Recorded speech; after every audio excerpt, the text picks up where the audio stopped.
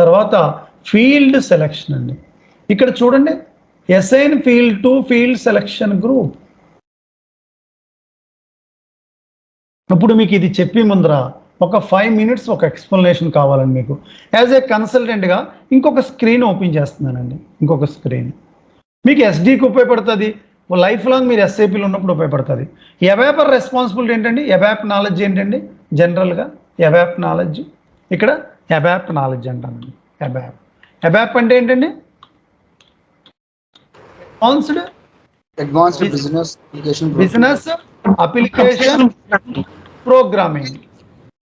ఎవాపర్ ఎందుకు ఉపయోగపడతాడండి ప్రాజెక్ట్లో? జనరల్గా మనం రిక్వైర్మెంట్ గ్యాదరింగ్ ఎలా చేసామో అందరు మాడ్యూల్స్ యూజర్స్ని అడుగుతాడండి, మీకు ఎఫ్ఐ ఎన్ని రిపోర్ట్లు కావాలి అడుగుతాడండి. ఎఫ్ఐ యూజర్ ఇప్పుడు ఎస్డి కదండి, మీ ఎస్డి యూజర్స్ని అడుగుతాడు ఎన్ని రిపోర్ట్లు కావాలి. అప్పుడు యూజర్స్ ఒక ఎక్సెల్ షీట్లో నాకు ఈ రిపోర్ట్లు కావాలి, కరెంట్ మా రెడ్డి ల్యాబ్స్ వరాకిల్లో మాకు ఒక 10 రిపోర్ట్స్ కావాలి, అదే ఎస్ఐపిలో పాసిబిలిటీ ఉందని అడుగుతాడండి. ఎస్ పాసిబిలిటీ ఉందని అడుగుతాడండి. ఎస్ పాసిబిలిటీ ఉందని ఎవాపర్ చెబుతాడండి. అప్పుడు ఏం చేస్తారండి ఎవాపరు?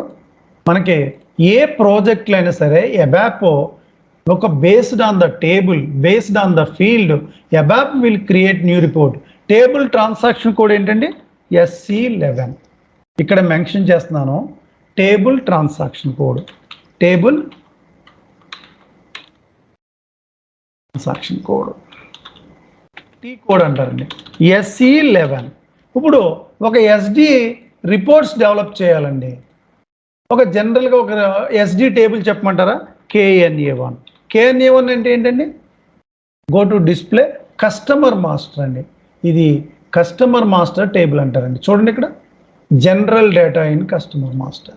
ఇవన్నీ కూడా ఫీల్డ్స్ అండి. ఇవన్నీ 269 ఫీల్డ్స్. ప్రతి ప్రాజెక్ట్లో ఎస్ఏపిలో ఏ పేపర్ ఏ రిపోర్ట్ క్రియేట్ చేయాలన్నా ఒక టేబుల్ని తీసుకుని ఆ పేపర్ న్యూ రిపోర్ట్స్ డెవలప్ చేస్తాడండి. ఇవన్నీ కూడా స్టాండర్డ్ టేబుల్స్ అండి. ప్రతి మాడ్యూల్కి టేబుల్స్ ఉంటాయి ఎస్ఐపిలో. ఇప్పుడు ఎవాపర్ ఒక కస్టమర్ రిలేటెడ్ రిపోర్ట్ కావాలనుకున్నాడు అనుకోండి, యూజరు చెక్ చేస్తాడు సిస్టంలో, అవైలబిలిటీ లేదనుకోండి, అప్పుడు ఎవాపర్ ఏం చేస్తాడండి? ఈ టేబుల్ యూజ్ చేసుకుని, ఈ ఫీల్డ్స్ని యూజ్ చేసుకుని ఎవాపరు న్యూ రిపోర్ట్ క్రియేట్ చేస్తాడండి. ఎక్కడ? Table is new report creation, transaction code ఏంటండి? SC38 అండి. అదేంటండి? ఇక్కడ బ్యాక్ వస్తున్నాను, SC38 అండి. ఇక్కడ ఎవాపరు FI, MM, SD, PP అందరు రిపోర్ట్స్ని ఇక్కడ డెవలప్ చేసుకుంటాడండి. అది ఎవాపర్ రెస్పాన్సిబిలిటీ. అందుకే మీకు ప్రాజెక్ట్స్లో 5% ఎవాప్ నాలెడ్జ్, 5% MM, 5% FI నాలెడ్జ్ ఉండాలండి ఒక SD కన్సల్టెంట్కి. ఎవాప్ ఇక్కడ న్యూ రిపోర్ట్స్ అన్నా కావాలంటే ఇక్కడ చేసుకుంటాం. మనకు ఆథరైజేషన్ ఉండదండి. ఎవాపర్కి క్లయింట్ యాక్సెస్ కీ ఇస్తుందండి. ఆ యాక్సెస్ కీ ఎంటర్ చేసుకునే రిపోర్ట్ క్రియేట్ చేసి మనం చేద్దామన్నా చేయకూడదండి. మనకి ఆథరైజేషన్ ఉండదు, మనం చేయకూడదు. మన మాడ్యూల్ SD మనం అదే చేసుకోవాలండి. అందుకోసం ఈ టేబుల్స్, ఈ ఫీల్డ్స్, టేబుల్ ట్రాన్సాక్షన్ కూడా SC11. వేరే ఒక్కసారి మాకు మళ్ళీ టేబుల్ అంటే ఐడియా లేదు. వేరే ఏంటంటే ఒక SC11 అని ఒక ట్రాన్సాక్షన్ కోడ్లో ఉంటుందండి టేబుల్స్. అన్ని SD, MM, FI అన్ని టేబుల్స్ ఇక్కడ ఉంటాయండి. అక్కడ ట్రాన్సాక్షన్ కోడ్ మీకు ఒక ఎగ్జాంపుల్, మీరు SD కన్సల్టెంట్ కదా, కస్టమర్ మాస్టర్ KNA1 అందరూ గుర్తుంచుకోండి. KNA1 అంటే కస్టమర్ మాస్టర్ టేబుల్ అండి. చూడండి ఇక్కడ అండర్ ఫీల్డ్స్ వేరే ఎవరు క్రియేట్ చేశారు? వేరే SAP సాఫ్ట్వేర్ని డెవలప్ చేసినప్పుడు ప్రతి మాడ్యూల్స్లోని కొన్ని టేబుల్స్, కొన్ని ఫీల్డ్స్ అన్నీ డెవలప్ చేసిందండి. ప్రతి మాడ్యూల్లో ఒక స్టాండర్డ్ ప్రోగ్రామ్స్ ఉంటాయండి. అది ఎవాపర్ తెలుస్తుందండి. SD కానీ, MM కానీ, FI కానీ అన్నీ కూడా ఆ ప్రోగ్రామ్స్ని బేస్ చేసుకుని ఎవాపర్ న్యూ రిపోర్ట్స్ని డెవలప్ చేసుకుంటాడండి. అది ఎవాప్ రెస్పాన్సిబిలిటీ. ఫంక్షనల్ కన్సల్టెంట్గా మీరు requirement gathering, business blue print, configuration, testing. Basis consultant responsibility ఏంటండి? Servers user ID passwords create చేసి ఇస్తాడు, సర్వర్స్ని సెటప్ చేస్తాడు, డెవలప్మెంట్, క్వాలిటీ, ప్రొడక్షన్. మనం చేసిన కన్ఫిగరేషన్ అంతా ఒక సర్వర్ నుంచి వేరే సర్వర్ ట్రాన్స్ఫర్ చేస్తాడు. అది basis consultant responsibility. Total world in the projects 3 guys. Functional, we are functional guys. Technical ABAP. Basis అంటే మన సిస్టమ్ అడ్మినిస్ట్రేటర్స్ అంటారు చూడండి, ఇప్పుడు నార్మల్గా నాన్ SAPలో చేస్తూ ఉంటారు అందరూ కూడా, ఇక్కడ బేసిస్ అంటారు. ఇలా ముగ్గురి రెస్పాన్సిబిలిటీస్ ఉంటాయి. సో ఇక్కడ టేబుల్ గురించి నేను ఎందుకు చెప్పానంటే, ఐఎమ్ కమ్ బ్యాక్. ఇక్కడ బ్యాక్ వచ్చేస్తున్నానండి. ఇక్కడ ఈ ఫీల్డ్ వచ్చింది కదండి. ఇప్పుడు నేను మెటీరియల్ రిలేటెడ్ సెట్టింగ్ చేసినప్పుడు ఒక 3 ఇంపార్టెంట్ పాయింట్స్ ఉంటాయండి. అది మీకు చెప్తేనే మెటీరియల్ క్రియేట్ చేసుకో. ఏంటంటే assign field to field selection. ఒక మెటీరియల్ క్రియేట్ చేయాలంటే ఒక టేబుల్ అండ్ ఒక ఫీల్డ్ నేమ్ అవసరం ఉంటుంది. దాన్నే మారా. మారా అంటే మెటీరియల్ మాస్టర్. EKWSL అని మనం ఎక్స్టెన్షన్ చేసుకోవాలండి. ఇక్కడ చూడండి, ఇక్కడ వస్తుంది ఒకటి మారా EKWSL. చూడండి, మీకు చూపెడతాను. అందుకే ఇది చెప్పి ముందర టేబుల్ ఫీల్డ్ అంటే జస్ట్ ఎక్స్ప్లెయిన్ చేశాను మీకు. చూడండి, ఇక్కడ మారా EKWSL. చూడండి, ఇక్కడ వచ్చింది మారా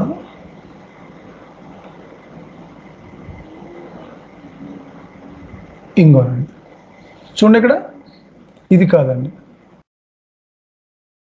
మారా EKWS. చూడండి, పర్చేసింగ్ వాల్యూకి వేరే ఇదే ఎందుకు సెలెక్ట్ చేయాలి? వేరే ఇక్కడ చాలా ఉన్నాయి కదంటే, మనకు ఇప్పుడు material related purchasing procurement process కోసం ఈ యొక్క టేబుల్ మారా అంటే మెటీరియల్ మాస్టర్. ఇక్కడ EKWSL అంటే పర్చేసింగ్ వాల్యుయేషన్కి ఫీ. దీన్ని సెలెక్ట్ చేసుకుని ఇది ఎక్స్టెన్షన్ చేయాలండి. ఎక్స్టెన్షన్ చేశానండి. ఎక్స్టెన్షన్ చేసాక ఈ స్క్రీన్ వస్తుంది. గుర్తుంచుకోండి, కేర్ఫుల్లీ జాగ్రత్తగానండి. ఇది టాపిక్. న్యూ ఎంట్రీస్కి వెళ్ళాలి. మన ప్లాంట్ ఏంటండి? మన ప్లాంట్ ఏం చేసాం? ఒక స్క్రీను ఇంకొక స్క్రీన్ ఓపెన్ చేస్తున్నానండి. మన ప్లాంట్ ఏంటో అది కావాలండి మనకి. ఇప్పుడు మన ప్లాంట్ SPRO. మనం చేసిన ప్లాంట్ మనకు కావాలి. Enterprise structure, definition, logistics, general plant, define plant. మనం ఏదో చేసాం కదండి, RLP అని. మనం ఇక్కడికి వెళ్ళి ఇప్పుడు RLPని ఇవ్వాలండి, ప్లాంట్ని ఇవ్వాలి. ఇచ్చి సేవ్ చేయాలని గుర్తుంచుకోండి జాగ్రత్తగా. ఇది వార్నింగ్ మెసేజ్. ఎల్లో అంటే వార్నింగ్. ఎంటర్ చేయాలండి. ఎంటర్ చేస్తే ట్రాన్స్పోర్ట్ రిక్వెస్ట్ నన్ను అడుగుతుందండి. ఇక్కడ maintain field selection and field related process రాసి సేవ్ చేయాలి. ఇది ఎందుకనేది మీకు నేను చెప్తాను. Ctrl+C, Ctrl+V.